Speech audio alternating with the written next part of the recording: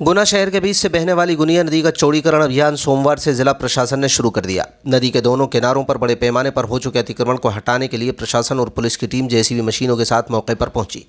इस मुहिम का नेतृत्व खुद गुना कलेक्टर किशोर कुमार कन्याल द्वारा किया जा रहा है। सुबह ठीक 10 बजे कलेक्टर भगत सिंह कॉलोनी स्थित गुनिया नदी की पुलिया पर पहुंचे और माइक से लोगों को संबोधित किया।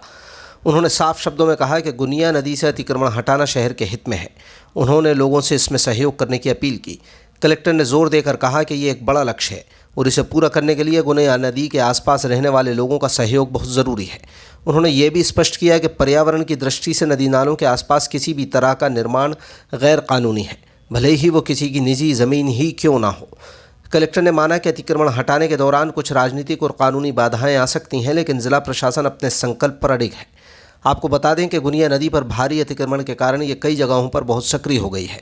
इस वजह से जुलाई के आखिर और अगस्त की शुरुआत में पानी की सही निकासी नहीं हो पाई। इससे Bhagat Singh colony, new city, Dalvi Nagar, VIP colony जैसे इलाकों में बाढ़ जैसे हालात बन गए थे।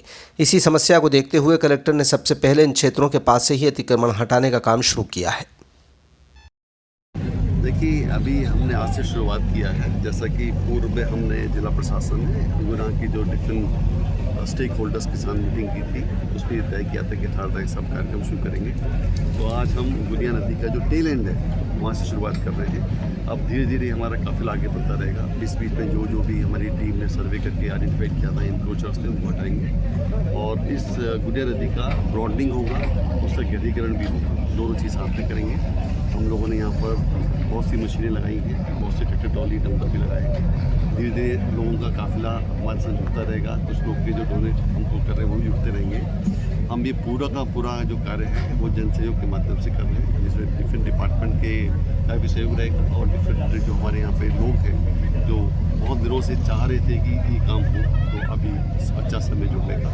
चूँकि बाढ़ से हम सभी लोग प्रभावित हुए थे और बाढ़ के कारणों को जानते हुए ही हम ये कार्रवाई कर रहे हैं। और अच्छी चीज़ है कि 2017 में एनजीटी का भी डिसीजन हुआ था। तो ये सारे फैक्टर्स हैं मिलके हम चाहते हैं कि जन आंदोलन के रूप में इसको काम करें और सब जनता और प्रशासन मिलकर इसको करें। सर, कई लोगों ने गुनिया नदी किनारे मकान बना जिनने कोर्ट में आजकल लगाई या रिश्ते मिलता है, तो क्या देखिए स्टे मिलेगा तो पता लगे। वैसे हम लोगों ने कैबिनेट लगने के लिए बोल दिया है और हमें पूरी उम्मीद है कि ये भी क्लियर हो जाएगा कि जो लोग इस तरह की कार्रवाई करेंगे तो इसका मतलब वो लोग एनजीटी के डिसीजन का वायलेशन नहीं कर रहे हैं, है ना।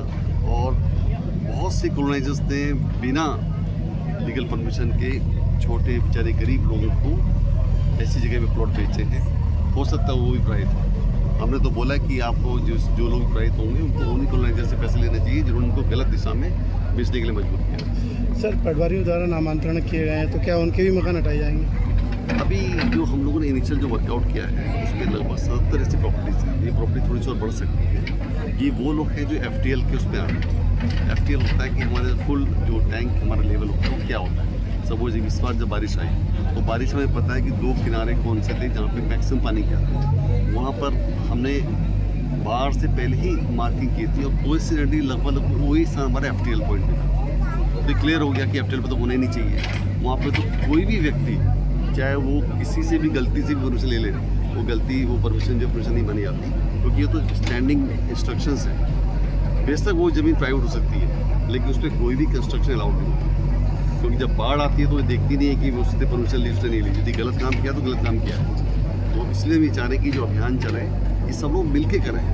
ये अभियान बार बार नहीं चलते, ऐसा मौका बहुत कम मिलता है कि सब जनता, प्रशासन, सब डिफरेंट स्टेक होल्डर्स मिलकर अभियान चलाने चाहते हैं।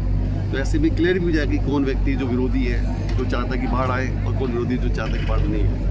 मुझे पूरी उम्मीद है कि सब लोग अपने विवेक का इस्तेमाल करेंगे और इस अति महत्वपूर्ण कार्य में सहयोग करेंगे। सर, जनता से कुछ अपील? सहयोग करें, साथ में दिखना चाहिए जनता कि ये काम हो रहा है, अच्छा हो रहा है। जैसे बहुत लोग अभी हमको बधाई भी दे रहे हैं, लेकिन ये तो शुरुआत है। अभी हमें लंबा सफर तय करना है और ये हमारा अभियान चलता रहेगा। अभी मुझे उम्मीद है कि कम से कम 2-3 सप्ताह ये अभियान चलेगा, तब तक हम ये काम करना पड़ेगा।